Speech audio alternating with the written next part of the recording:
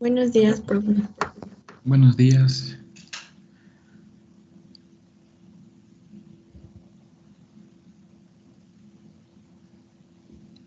Muy bien. Veo que todavía no estamos completos, pero voy a iniciar por cuestiones de tiempo.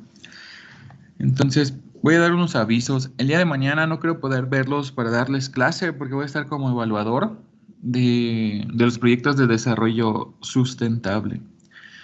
Entonces, igual tengo en cuenta que esta semana está pesada para la mayoría de los de ingeniería bioquímica, por lo tanto voy a evitar marcar algún examen o alguna actividad. Me refiero con actividades a que sean de un día para otro o que sean para entregar esta misma semana, ¿no? Si llegara a marcar alguna actividad, lo más probable es que sería para entregar la próxima semana, para que no andemos con estas presiones. Bien, y antes que nada, me gustaría pues desearles suerte en todos sus proyectos que tengan esta semana. Yo sé que les va a ir muy bien. Y vamos a continuar. Ya mero estamos por terminar igual el semestre. Nos falta terminar enzimas, vamos a ver vitaminas y nos falta una última unidad que se llama aditivos. Para esta última unidad suelo marcar una investigación. Entonces los evaluaría con una investigación en equipo. Pero eso sí, debe estar bastante completa para que puedan eso de tener los puntos, ¿no? Entonces, ya vamos a acabar. Les doy como consejo, vamos a tratar de no estresarnos lo más posible para poder terminar bien este semestre. Entonces, sin más que agregar, nos falta ver proteasas de origen microbiano. Ya hemos visto diferentes tipos de proteasas, ¿no? Como por ejemplo, de origen vegetal vimos las bromelinas, pudimos mencionar también las papaínas. De origen animal vimos diferentes tipos de proteasas, como lo era la pepsina, la quimiosina, que normalmente la podemos extraer en órganos de animales y normalmente la utilizamos para obtener derivados de la leche, ¿no?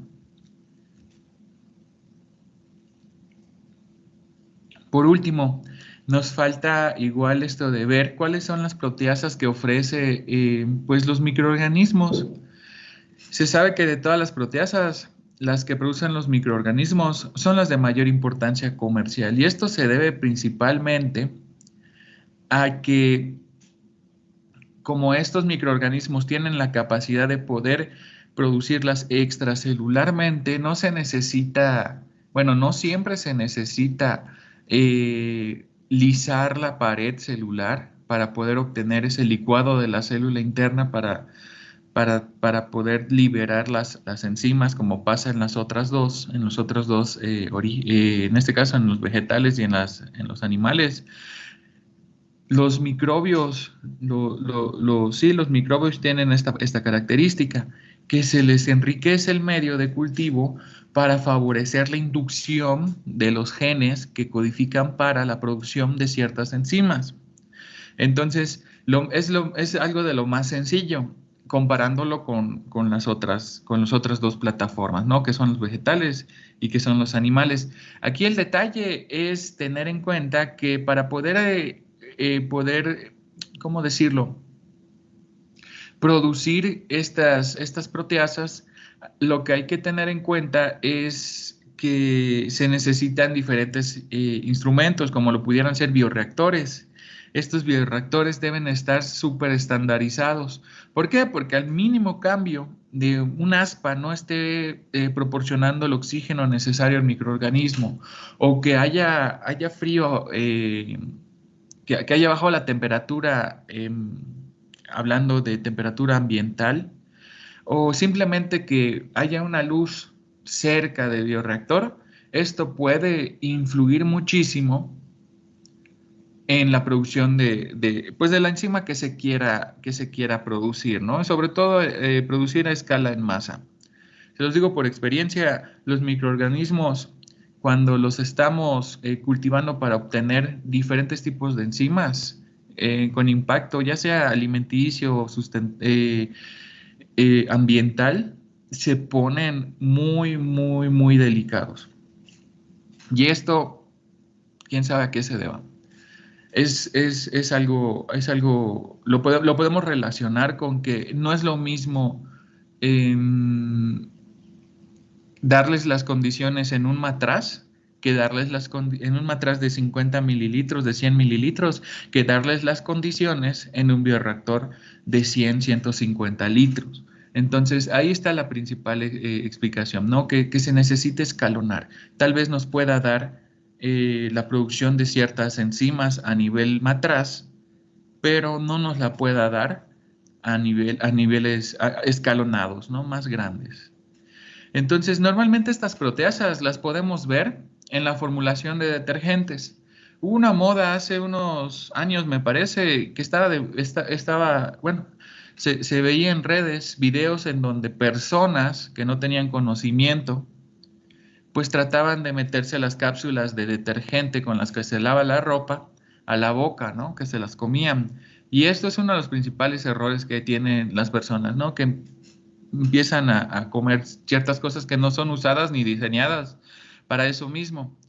Al hablar de proteasas de origen microbiano, estamos hablando de proteasas sumamente fuertes, sumamente reactivas, sumamente específicas, ¿no? Perdón, no tan específicas. Entonces, ¿qué es lo que haría una proteasa en el tracto digestivo? Primero que nada, trataría de irritar la mucosa y después de eso pudiera estar causando algunas úlceras, sin decir que pudiera haber daño total del tejido endogástrico por la acción de estas. Entonces, teniendo en cuenta esto, por eso son de mayor importancia, ¿no? Son tan inespecíficas que en el área de los detergentes se pueden utilizar libremente. ¿Por qué? Porque pues acabarían con cualquier tipo de mancha. Teniendo en cuenta esto, pues se sabe que los microorganismos no de la nada empiezan a generar proteasas.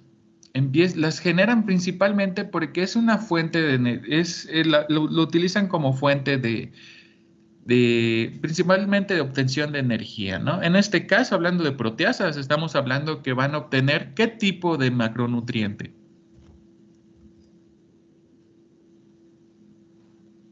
¿Qué tipo de macronutriente van a obtener mediante la acción catalítica de las proteasas?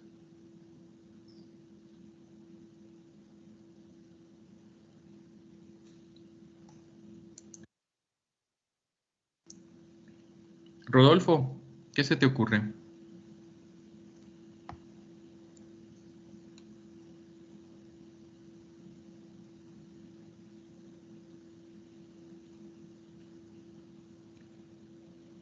No sé, profe. ¿No? A ver, ya llevaron micro, ¿no? ¿Qué necesitan los microorganismos para poder vivir? ¿Qué fuentes? Valeria, ¿No habla de las proteínas? de las proteínas, pero ¿cómo se les conoce en microbiología? ¿Cómo nos referimos a las proteínas?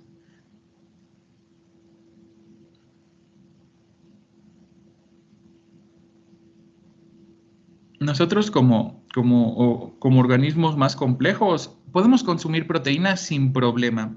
¿Por qué? Porque tenemos una batería de enzimas en el estómago, además de la acción del ácido clorhídrico, para poder romperlas en sus bloques estructurales que son aminoácidos y poder absorberlas para poder volver a formar otros tipos de cadenas, otros tipos de proteínas, ¿no?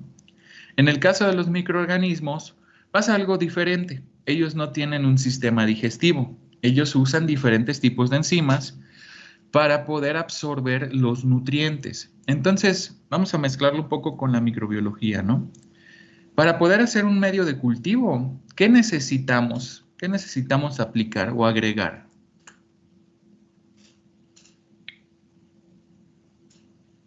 Pues se necesitan de nutrientes para que la célula o el microorganismo se reproduzca, ¿no? Ajá, ¿qué nutrientes serían? Pues depende de cada uno, pero la mayoría utiliza lo que son carbohidratos. Una fuente de carbono, muy bien. ¿Qué otra cosa necesitan?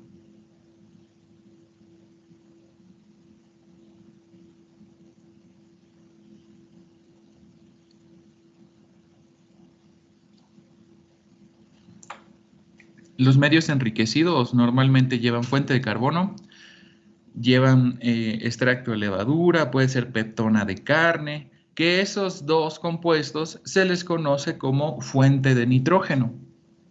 Y algunos tipos también se les puede agregar materiales traza como minerales o iones, ¿no?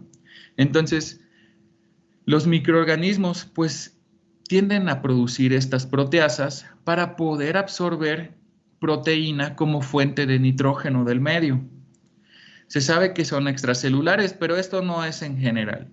Hablando de hongos y levaduras, son microorganismos que tienen más fácil o tienen este canal para poder excretar desde donde se sintetiza la proteína o la enzima hasta el medio en donde estén pues habitando, ¿no?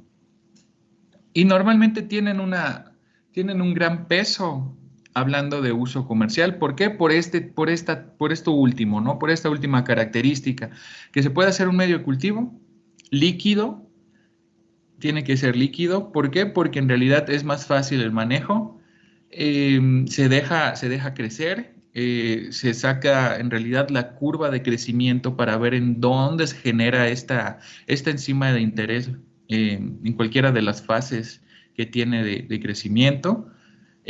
Se corta el crecimiento, se libera el líquido, se filtra para quitar cualquier tipo de materia orgánica, pudiera ser hablando de células de estas mismas microbios o microorganismos. Se filtra, se obtiene y luego se pasa a otro proceso completamente diferente, en la cual es la verificación, o sea, primero que nada la concentración de enzima, la actividad catalítica de la enzima, la filtración, la semipurificación hasta obtener la purificación, y luego pudiéramos realizar diferentes tipos de metodologías para la conservación, como pudiera ser la liofilización, entre otras, ¿no? Entonces, esto es lo que tiene ahorita, bueno, digo ahorita, pero me hago referencia hace como unos 50 años, lo que tiene mayor importancia ahorita en el mercado.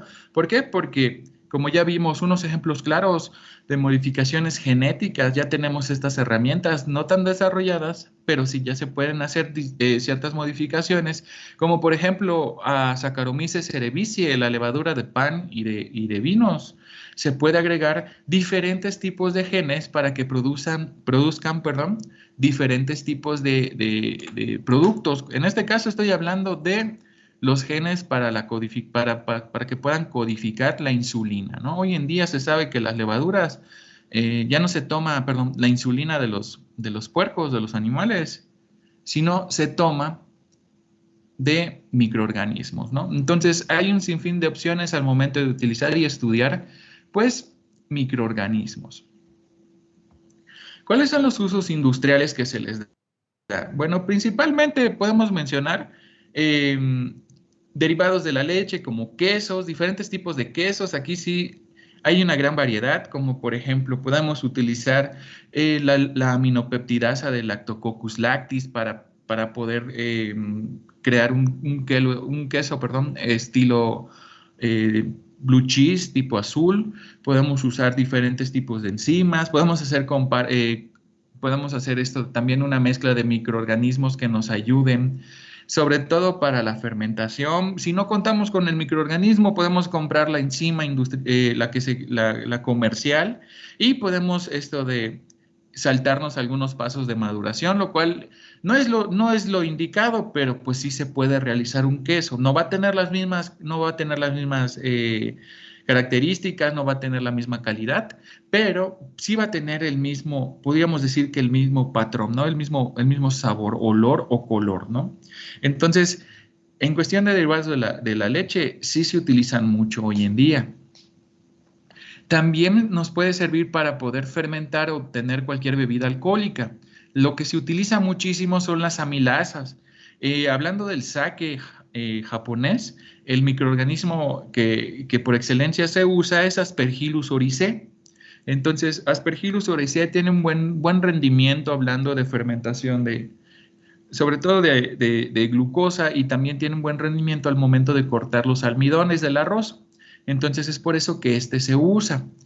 También se usan muchísimo las amilasas de Saccharomyces cerevisiae para toda la industria de la, de la panificación, ¿no? Hoy en día podemos ya encontrar cómo cultivar a Saccharomyces cerevisiae para poder obtener una levadura madre, ¿no? Entonces, es sencillo, solamente se agrega sal, glucosa, agua y obviamente parte de esta cepa.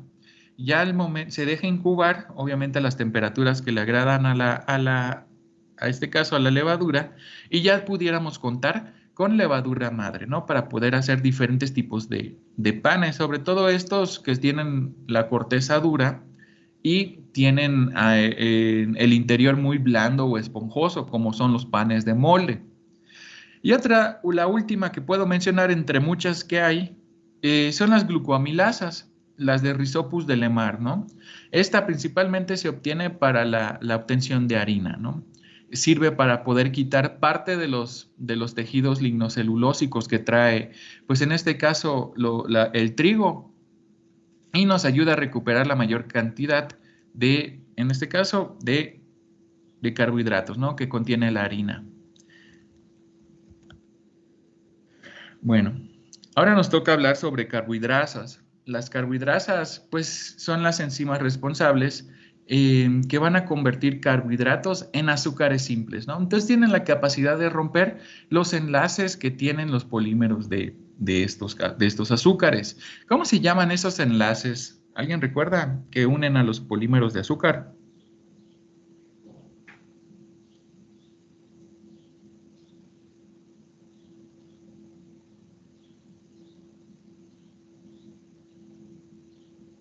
¿Qué nombre tendrán? Jorge Luis, ¿te acuerdas?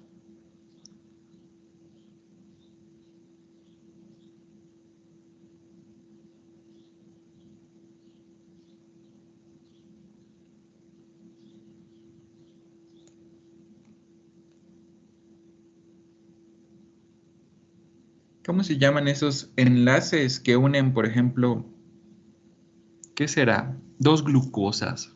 ¿Qué nombre tienen? Valeria. Los enlaces glucosídicos, profe. Muy bien, son enlaces glucosídicos, ¿no?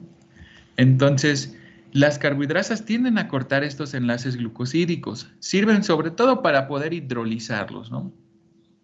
Ahí está en la diapositiva. Entonces, existen carbohidrasas comerciales de origen vegetal, como son las alfamilasas y las betamilasas, ¿no? También algún tipo de pectinasas. Las alfamilasas y las betamilasas, creo que ya hemos checado el precio de estas enzimas purificadas, ¿no? Que son muy, muy caras, ¿no? Entonces, lo mejor es recurrir a las diferentes fuentes en las cuales conocemos de alimentos que tengan grandes cantidades de estas. Por otra parte, las carbohidrasas comerciales de origen microbiano, podemos mencionar a la inulinasa, la lactasa y algún tipo de invertasa, ¿no? No les presento de origen animal porque hay muy pocas y normalmente se utilizan más estas dos.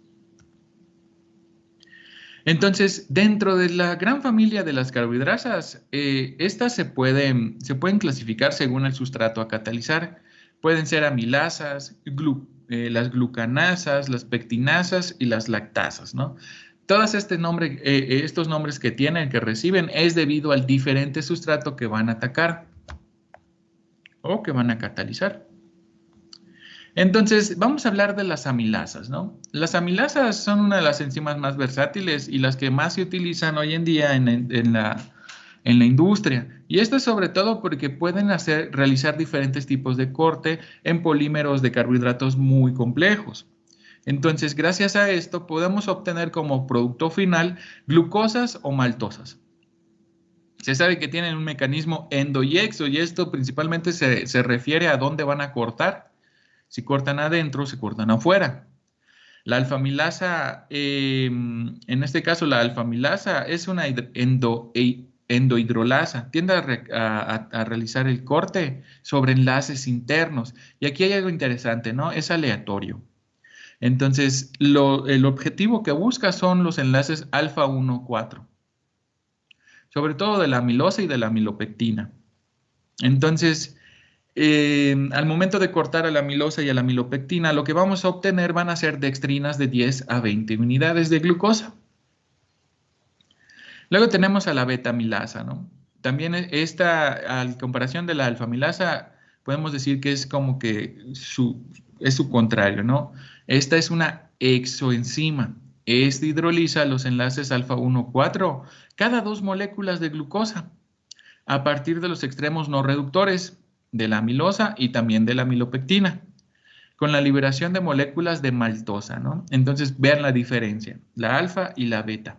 Aquí lo tenemos. Vemos cómo corta cada 2 la beta-amilasa y la alfa-amilasa corta en endo, y corta aleatoriamente, siempre y cuando haya un enlace alfa-1,4. Por último, tenemos la amiloglucosidasa, ¿no?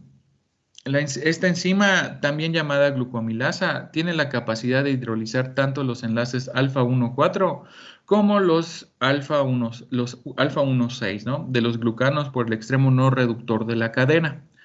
Entonces, si se le da un tratamiento completo a esta, podemos decir, a este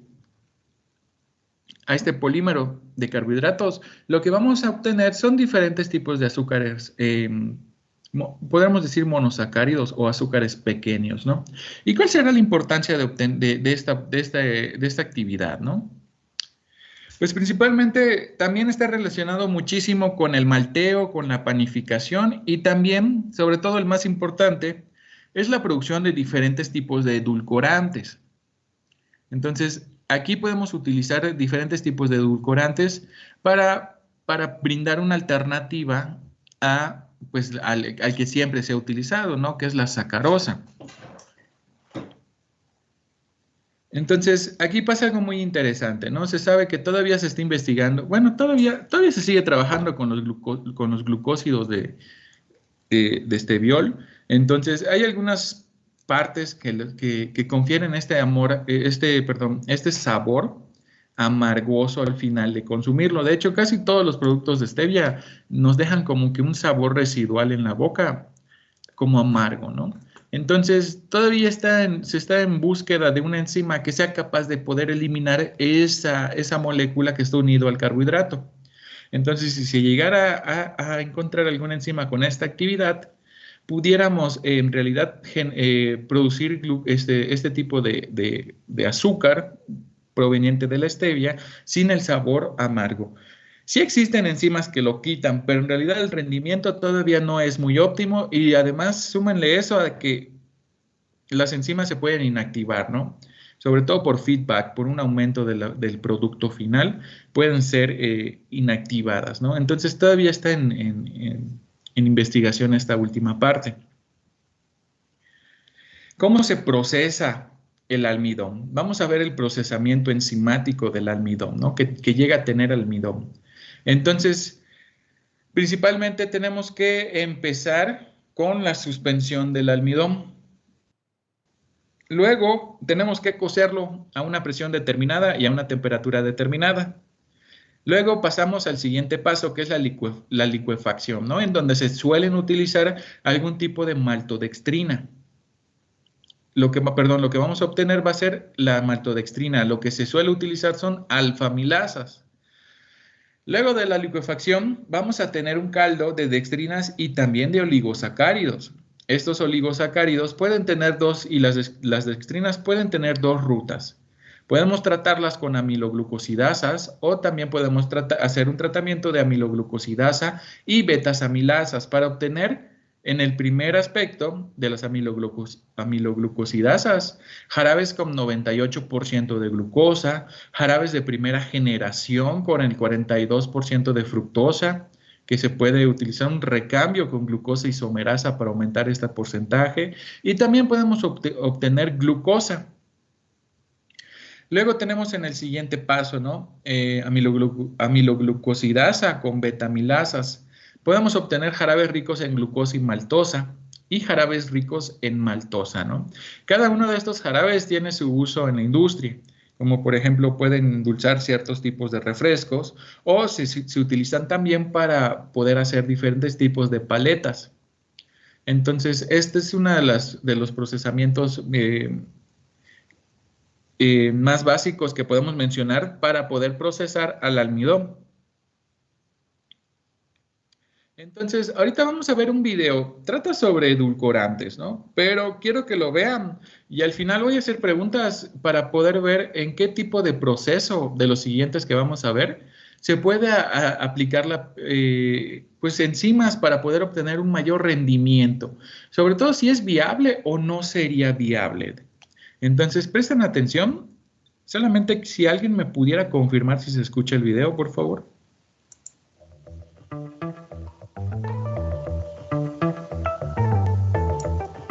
¿Se escucha? Sí, profe. Sí, profe. Muy bien, muchas gracias. Voy a apagar el micrófono y le doy.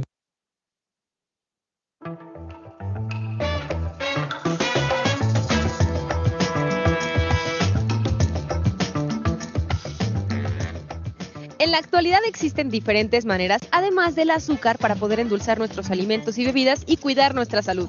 Y muchos de estos productos provienen de fuentes naturales, como la planta de stevia. Así que, ¿qué estamos esperando? No se separen de sus asientos porque vamos a comenzar. Esto es de todo.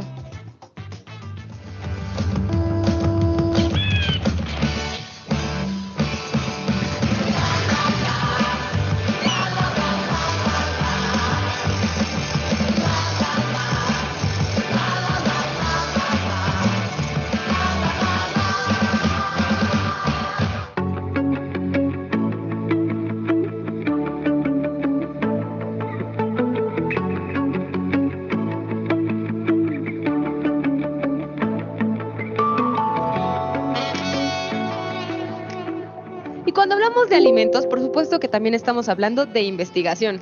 Edu, explícanos cómo involucran ustedes la parte de la investigación y el desarrollo, e incluso tienen varias patentes ya, en todo este proceso para crear los edulcorantes.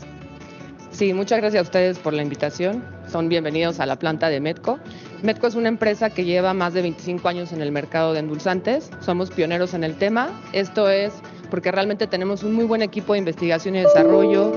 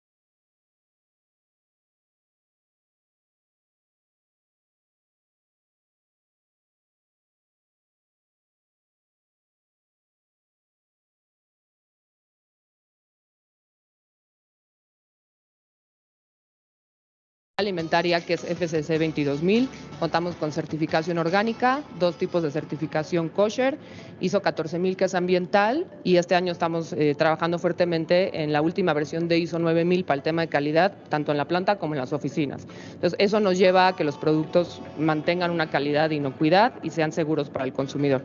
Por otro lado, Medco también trabaja mucho en la regulación del país. Esto quiere decir que las normas o la información que se da al consumidor, la información, la base científica, Medco trabaja ahí para realmente evitar los mitos y decir lo que realmente son los edulcorantes. ¿Y de qué manera nos beneficia en la salud? Pues beneficia con todo el esfuerzo que está haciendo el país, por ejemplo, en tema de luchar contra la obesidad, reducir los índices de diabetes en el país. Una gran alternativa para dejar de consumir azúcar es usar edulcorantes. La aplicación de los mismos es algo muy importante porque tienes que cuidar que sepa igual. El paladar mexicano está muy acostumbrado al dulzor, entonces tienes que cuidar muy bien que sepa igual, que tenga el mismo dulzor y que tenga las mismas características para poder hacer el switch, digamos.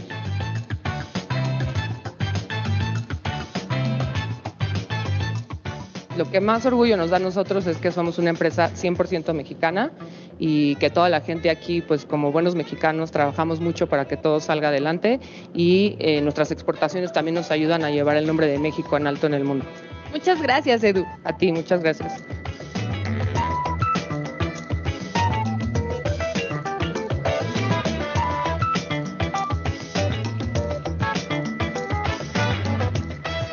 Estamos a un paso más cerca de conocer el proceso con el cual se hacen los edulcorantes, pero creo que primero, Leonor, tendríamos que saber qué es un edulcorante.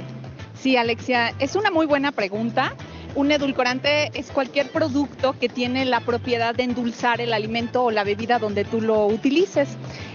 Allá afuera mucha gente piensa que los edulcorantes son malos para la salud. La verdad es que hoy por hoy sabemos que son una excelente alternativa si tú necesitas reducir el consumo de azúcar por una condición de salud, de diabetes o de sobrepeso o simplemente por prevención. ¿Y de dónde se obtienen los edulcorantes? Existen diferentes tipos de edulcorantes. Tenemos básicamente dos categorías, por su origen y por su aporte calórico. Los edulcorantes más populares en el mercado que contribuyen a toda esta promoción de la salud son los edulcorantes no calóricos de alta intensidad y estos pueden provenir de diferentes fuentes. El más popular hoy en día es la stevia. La stevia es una planta originaria de Paraguay y Brasil. De esa planta se obtienen extractos que se encuentran presentes en las hojas de la planta y que tienen la característica de endulzar el alimento donde tú los usas, pero no tienen las calorías que el azúcar tiene y, bueno, te ayudan precisamente a controlar tu peso. ¿Qué quiere decir que son no calóricos de alta intensidad? Porque no te aportan calorías como el azúcar, y son de alta intensidad porque la característica que estos tienen es que endulzan mucho más que el azúcar. Y como endulzan muchísimo más, Alexia, que el azúcar, tú ocupas cantidades muy pequeñitas. Entonces la dosis de consumo es tan pequeña que realmente no tienen una influencia metabólica. De allí que sean completamente seguros para el consumidor.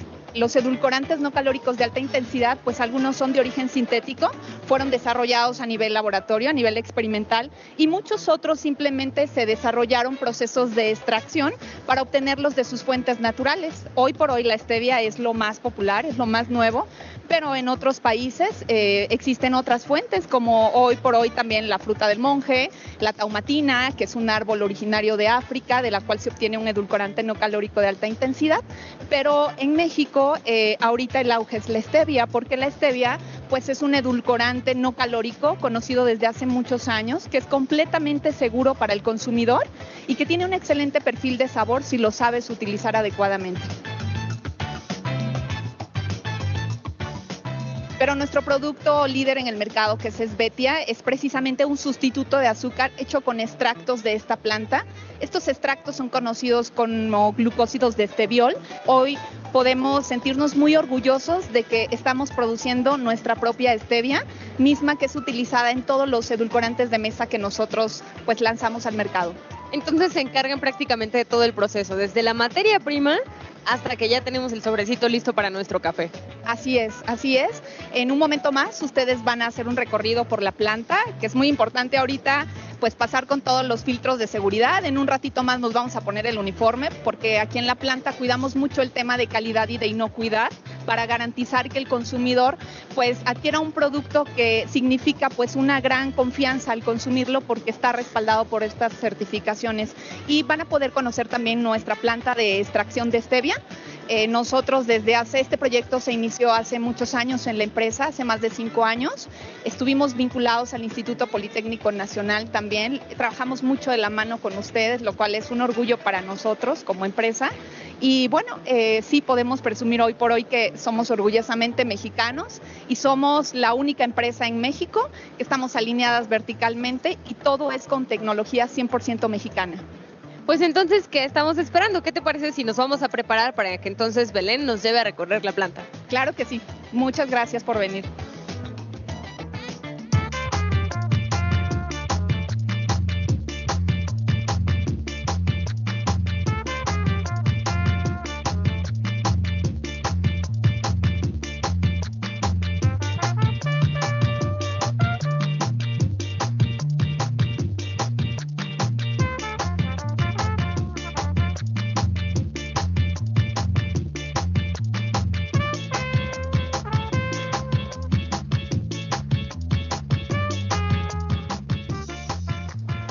estamos con Belén, justamente ya para conocer ahora sí todo este proceso. Como les dije, este producto proviene de una planta que es la stevia, es de origen natural. Y muéstranos la stevia, Belén. Claro que sí, bienvenidos a Proceso. Esta es la planta de extracción. La hoja de stevia es esta. Esta es la hoja de stevia, la cual le vamos a extraer los glucósidos de steviol, que es el endulzante marca Met. ¿De qué manera se le extraen? Aquí la vemos que incluso ya está un poquito seca. Es correcto, la traemos seca de campo y se extraen mediante este tanque de extracción. En este tanque de extracción tenemos un medio acuoso, hacemos el vaciado de pacas y comienza a extraer mediante calor todo el glucósido de steviol. Como si hiciéramos un té. Prácticamente hacemos una infusión, hacemos un té con diversos lavados hasta que a la hoja, como la ven aquí, la dejamos prácticamente sin nada de glucósidos de steviol.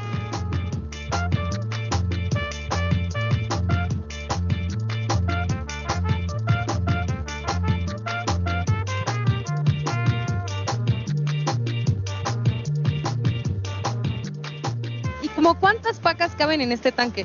En este tanque caben aproximadamente unas 70 pacas. 70 pacas de hojas, es lo que aprendamos aquí, que es prácticamente 1 tonelada de hoja. De hecho, el tanque como tal es una olla gigante con un sistema de agitación, como si fuera una licuadora, pero sin llegar a trituración.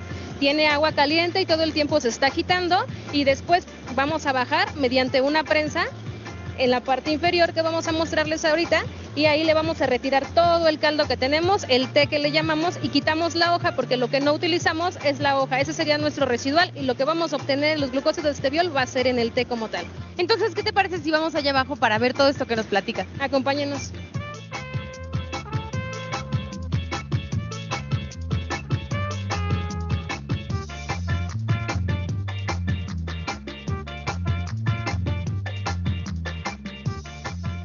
Mira, prácticamente una vez que hicimos todos los lavados, se descarga por esta zona y obtenemos todo lo que es el té. El té, entre más espuma veamos que tiene, es porque tiene una mayor cantidad de glucósidos de steviol.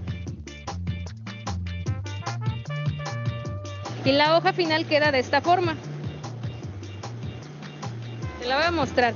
Esta es la hoja, prácticamente el residual. Para nosotros esta hoja ya no tiene ningún contenido de glucósidos de steviol y prácticamente la desechamos, con la cual se elabora composta. Lo prácticamente aquí interesante es tener este jugo. Este jugo es el té que vamos a mandar a nuestro siguiente tanque para hacer un proceso de floculación. Entonces vamos para allá para que nos lo muestres. Es correcto, vamos a ver el siguiente proceso que es el de floculación.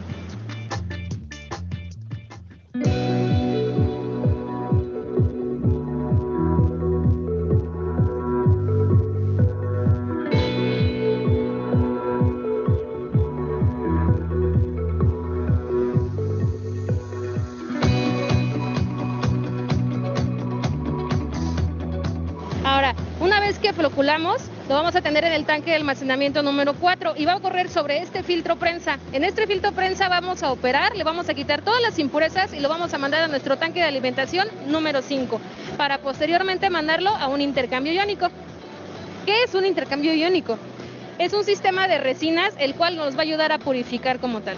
Vean nada más el tamaño del filtro que tenemos aquí con nosotros. Todo lo que pasa por ahí seguramente ya parece impecable.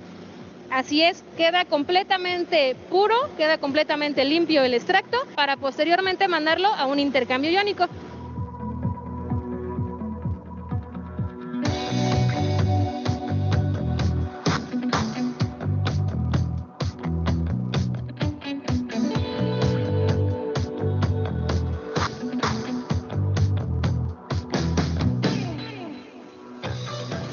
Ahora sí, este es el intercambio iónico, lo que nos platicabas que es otro proceso. ¿Para qué se utiliza? Bien, el intercambio iónico nosotros en Stevia lo utilizamos para purificar y para quitarle un poco de color al producto. Sí, porque si saliera como en el té, pues es un poquito verde, un poquito cafecito, y estamos acostumbrados a ver los productos pues súper claros. Es correcto, para eso es la función de todo este tren de resinas. Bien, una vez que pasamos todo el producto por intercambio iónico y ya lo tenemos purificado, vamos a acudir al área de evaporación para concentración y obtener los mejores glucósidos de stevia.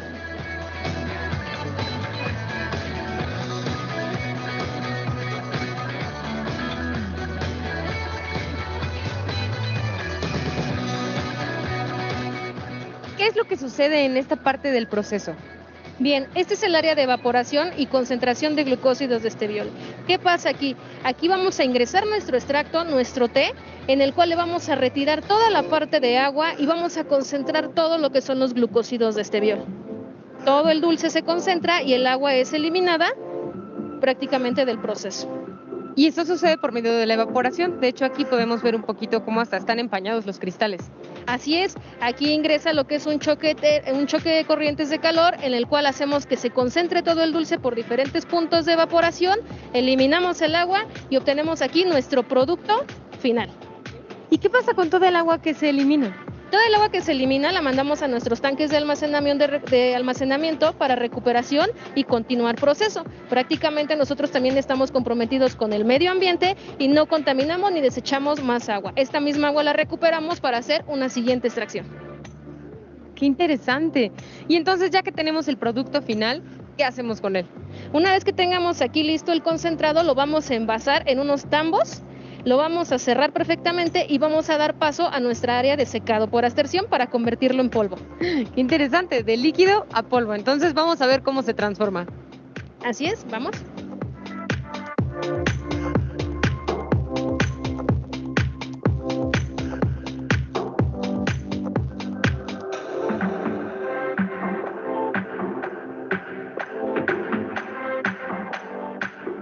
Y ahora en estos tanques es donde prácticamente sucede la magia.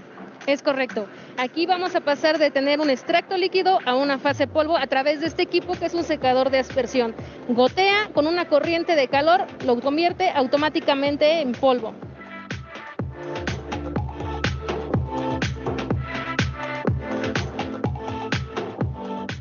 Este es el producto final que vamos a obtener y aquí están los glucósidos de esteviol hechos polvo. Me parece casi increíble de que vimos la planta así como estaba, casi recién traída del campo, y ahora vemos un polvo totalmente blanco. O sea, el proceso es perfecto. Así es, este es el proceso en el cual obtenemos glucósidos de esteviol y esto es a través del proceso de intercambio iónico. Sin embargo, este es el endulzante, estos son los glucósidos de esteviol, como nos dice Belén, pero así no está en nuestros sobres, esto no es lo que le echamos a nuestro café. No, es correcto, es parte de la formulación de Svetia. Ahorita a continuación veremos la formulación de Svetia.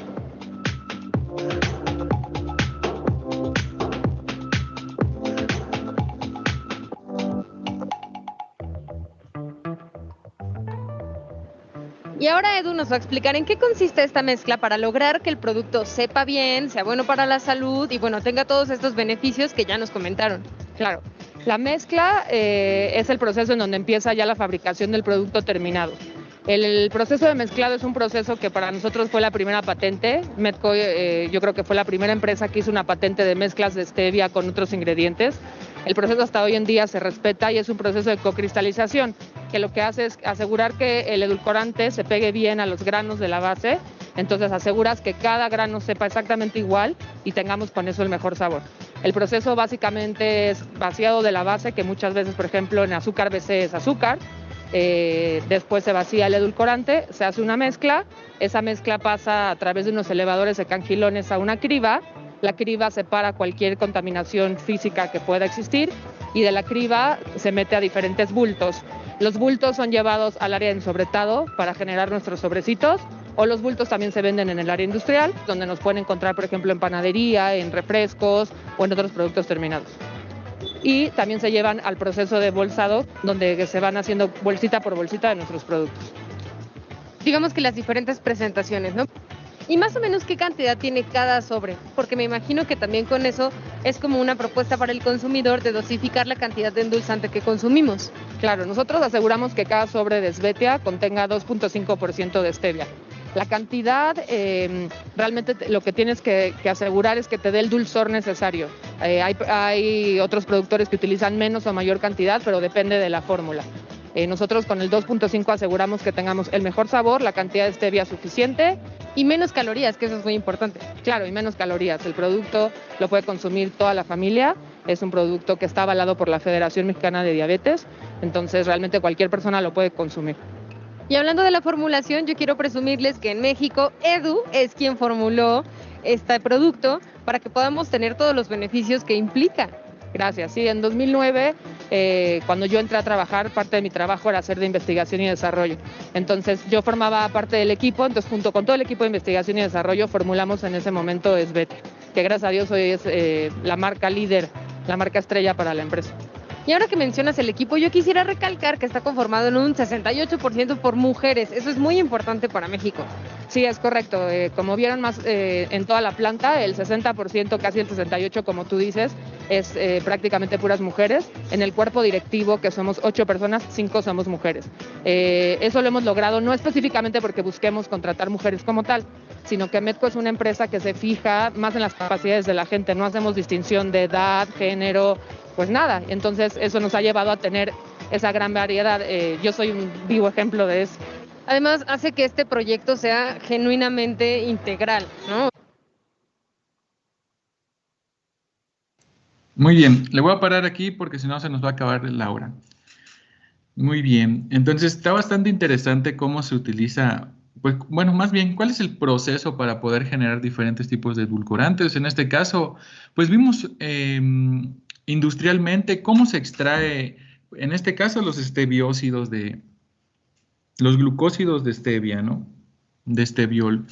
Entonces, yo les pregunto aquí antes de terminar y que ya nos podamos ir a otra clase, ¿en qué parte creen del proceso que sería adecuado agregar diferentes tipos de enzimas para poder aumentar el rendimiento o para que otras cosas se les pudiera ocurrir?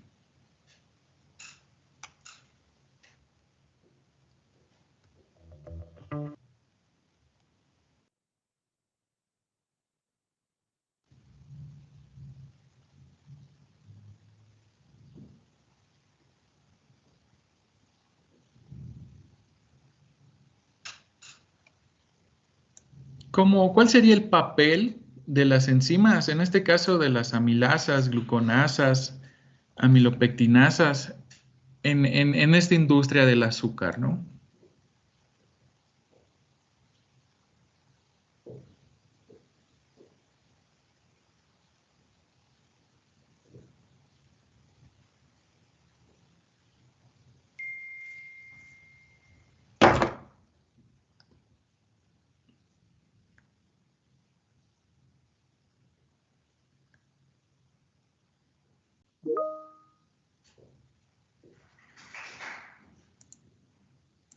En el intercambio iónico, ¿qué pasa en el intercambio iónico, Gerardo?